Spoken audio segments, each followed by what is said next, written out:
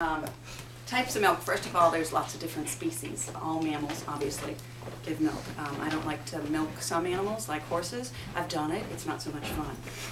They kick. They also have very small teeth. It's not a lot of fun. However, it is a national drink of a Mongolian country called Bhutan. So, mare's milk and fermented mare's milk. No, thank you. Donkey milk in the UK is also very, very popular. I can't remember why, but I was just reading about that. Maybe you guys heard about it. In the UK, there was just a shop closed in London. I think you probably heard about it. It was selling ice cream from women's breast milk. Wow. Wow. I didn't hear about that. So, anyhow, so yes, there's lots of different species you can get milk from. Around here, you're going to find sheep's milk. I gotta keep my mouth shut.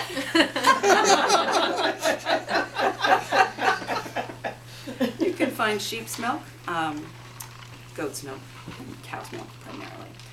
Camel's milk is also increasing in popularity. Yeah, it's supposed to be very healthy. It is supposed to be very, Yeah. very good. Never had it. I bet you they kick too. Yeah. It's good. Yeah, and spit. Yeah, yay. Very fun. Hope they don't spit in the milk. Chinese children do That's that. bad. Water buffalo. I've never had their milk, however, it's fabulous for cheese. In fact, real mozzarella is buffalo mozzarella. And it's only from water buffalo. So, all these different types of milk, not all of them are great to drink, like sheep's milk is disgusting, but makes a fabulous, fabulous cheese. Very high fat content, which is what you want in cheese. Anybody here drink raw milk? Nobody? Okay, good, that's fine. I don't know where to get it around here, A Market? other than Manchester. Is there an A Market in Nash? No, it's in Manchester. That's where you get it. Yeah, there are several good companies that you can find. Yeah, What, they are. what They are exactly is organic raw market. milk? Raw milk is exactly how it comes out of the cow. Okay, so it's Or not the- pasteurized Right, or exactly, okay. exactly. It's cream line milk is also, sometimes you can find cream line milk. This is cream line milk. This is from a farm not far from Peterborough, Manning Hill. I doubt it if you guys have it up this way, but it's what I prefer to use for the mozzarella. This is, cream line milk is exactly what you would think. It's milk that if you let it sit long enough, it will have a big, Right. thick line of cream Okay. on the top. It's also moderately pasteurized. So there's a couple different ways to pasteurize things. And one of the ways that's most popular, especially much to my chagrin with organic commercial milk, is ultra high heat pasteurized, ultra high temperature. You'll see UHT on the label. Don't use it. What's happened is because, especially with organic milk, because most of it comes from in California, out Mhm. west, in 1,000+ cow dairies, they need to hold on to it for a long time before it makes it all the way up here into the East Coast.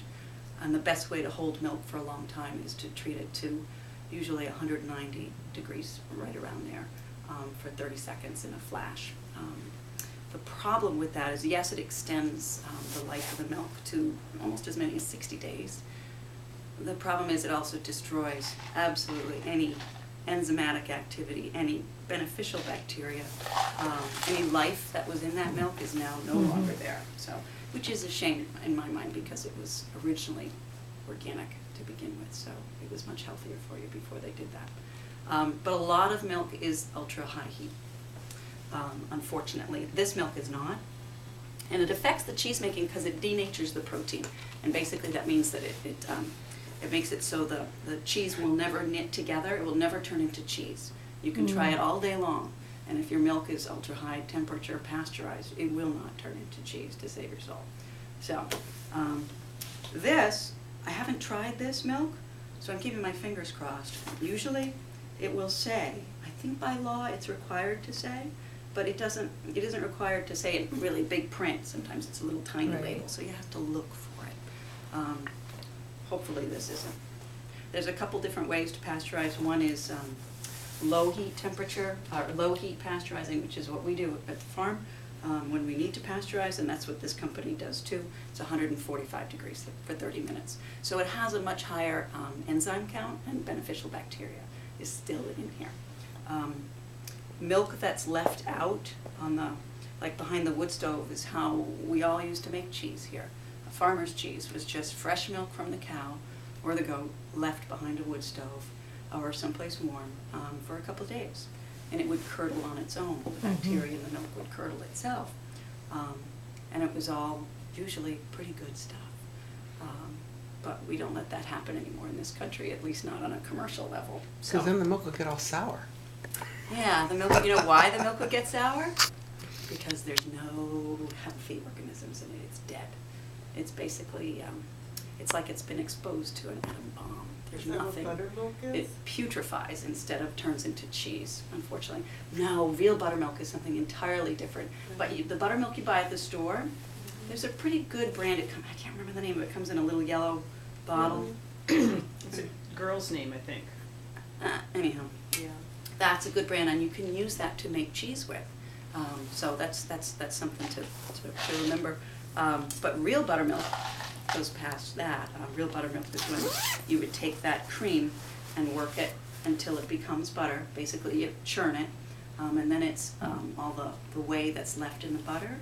That's real buttermilk. Because now to track backwards, real butter is actually cultured naturally. Again, it's milk that was left behind the wood stove or on the counter for a couple of days, and the natural, healthy, beneficial organisms would go to work on it.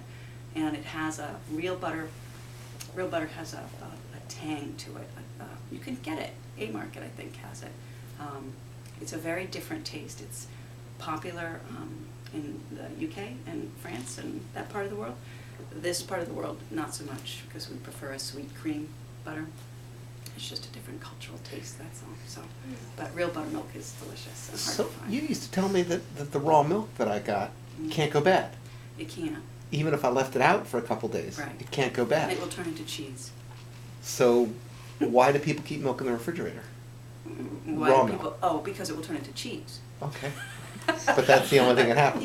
Yeah, absolutely. Does it ever go bad? I mean, after Well, sure. more I and mean, more anything time? will degrade and eventually it'll get moldy or gross if you're not tending it. Uh-huh. Cheese is a living food. Real milk is a living food.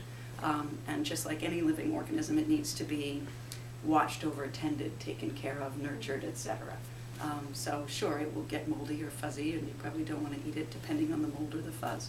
Some mold and fuzz you do want to eat. So So with the goat's milk, if I don't finish it, you can turn it into cheese. you're just Or soured milk, clabbered milk, let it buttermilk, you can do it. keep drinking. Different. You can just keep drinking. Interesting. Some, you may not like the taste, and that's obviously something personal decision, but it will never, if it's taken care of properly, it won't get putrefied. So, unless you let it become so. So when anyhow. milk gets sour, Real milk or real milk, real milk, yeah. I thought you'd get sick from that. Oh, no. In fact, real soured milk is one of the healthiest things you can drink because it's full of, guess what? Probiotics. And it's not just one strain of probiotics like you buy, you buy a probiotic pill and it's got like 4 different Right. billions of strains of lactobacillus. Well, fermented foods like this milk that you're talking about that's been sitting on the counter, that our culture goes, ooh, it's going to make me sick, would actually make you very healthy. So, Will that turn to cheese? yes. But it would taste sour. Well, parts of it will, and it depends on what part of the process you're going to be tasting it. So it's a long process, and some types of cheeses take over a year to actually become the cheese that they will eventually become. So cheese making is a fascinating art, and there's a lot to it, but it doesn't have to be all that difficult either, so don't get freaked out. So that you can make cheese from raw milk or pasteurized. Again, the UHT, don't do that. The cream line milk is great. You can make cheese if you're concerned about high fat. You can definitely make cheese from skim milk, 2%. Really? Yep. To me, it doesn't taste as good. I'm a bit of a purist that way. But you can definitely, especially if you want to make it for mozzarella, for putting on pizza or ricotta, that sort of thing, where the full fat taste isn't that important to Right. you.